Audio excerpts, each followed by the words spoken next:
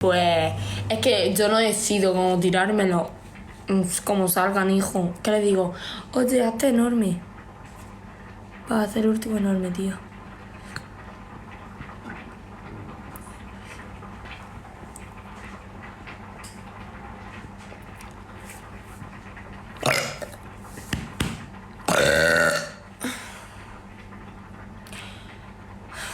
Voy a comer.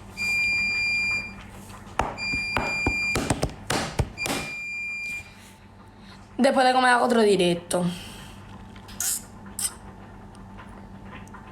Que no salga con premio. Yo no vomito. Vale. Os quiero. Después de comer compro el león. Más te vale.